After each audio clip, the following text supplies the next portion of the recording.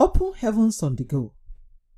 Sunday, June 9th, 2024. Topic: The Breastplate of Righteousness. Memory verse: Proverbs 21:21. He that followeth after righteousness and mercy findeth life, righteousness, and honor. Bible reading: Genesis 39:6-12 and Genesis 41:37-44. Genesis 39:6-12. And he left all that he had in Joseph's hand, and he knew not aught he had, save the bread which he did eat. And Joseph was a goodly person, and well favored. And it came to pass after these things, that his master's wife cast her eyes upon Joseph, and she said, Lie with me. But he refused, and said unto his master's wife, Behold, my master wotteth not what is with me in the house, and he hath committed all that he hath to my hand. There is none greater in this house than I, neither hath he kept back anything from me but thee, because thou art his wife. How then can I do this great wickedness and sin against God? And it came to pass, as she spake to Joseph day by day, that he hearkened not unto her to lie by her or to be with her. And it came to pass about this time that Joseph went into the house to do his business, and there was none of the men of the house there within. And she caught him by his garment, saying, Lie with me. And he left his garment in his hand, and fled, and got him out. The second passage, Genesis 41:37-44. And the thing was good in the eyes of Pharaoh, and in the eyes of all his servants. And Pharaoh said unto his servants, Can we find such a one as this is, a man in whom the Spirit of God is? And Pharaoh said unto Joseph, Forasmuch as God hath shewed thee all this, there is none so discreet and wise as thou art. Thou shalt be over my house, and according unto thy word shall all my people be ruled. Only in the throne will I be greater than thou. And Pharaoh said unto Joseph, See, I have set thee over all the land of Egypt. And Pharaoh took off his ring from his hand, and put it upon Joseph's hand, and arrayed him in vestures of fine linen, and put a gold chain about his neck. And he made him to ride in the second chariot which he had. And they cried before him, Bow the knee. And he made him ruler over all the land of Egypt. And Pharaoh said unto Joseph, I am Pharaoh, and without thee shall no man lift up his hand or foot in all the land of Egypt. The Message.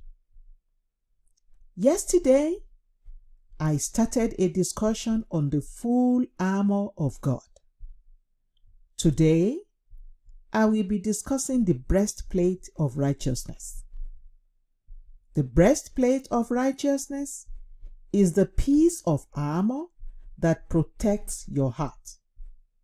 To be righteous is to always do the right thing according to God's standards. When you are righteous, your heart is protected against the tricks of the devil. The moment you stop being righteous, you expose your heart to all manners of sin in the world, and this is how backsliding starts. The devil is after your heart. This is why Proverbs 4:23 says, keep thy heart with all diligence, for out of it are the issues of life. The devil wants to turn your heart away from God, so he suggests sin to you every now and then. However, if your breastplate of righteousness is intact, you will not fall. The devil will present something that does not seem really bad to you. I have always said it. If it is not really bad, it is already bad. Stay away from it. If you do that which does not really seem bad, you have opened up your heart to accommodate even more sin. Before you realize it, you will start doing things that you said you would never do again. This is how believers backslide. Is the devil already presenting something that does not seem really bad to you, and you are already making up an excuse for yourself to do it? Desist from that thing immediately. His plan is to get you to remove your breastplate of righteousness so that your heart can become open for his attacks. If a Christian's breastplate is off and the devil attacks his or her heart, it is instant death. Removing every form of carnality from your life is the only way to keep your breastplate of righteousness on. Your thoughts should dwell on spiritual things. Philippians 4:8. If your mind is drawn to carnal things rather than spiritual things, you are in a dangerous state. But when your mind is drawn to spiritual things, the temptations to be unrighteous will become less effective on you. This is why Romans 8:6 says, "For to be carnally minded is death, but to be spiritually minded is life and peace." Beloved, don't let the little things of this world open you up to spiritual death. If something seems bad, stay away, because it will only lead to spiritual death. Key point: guard your heart with all diligence. Bible reading in 1 year.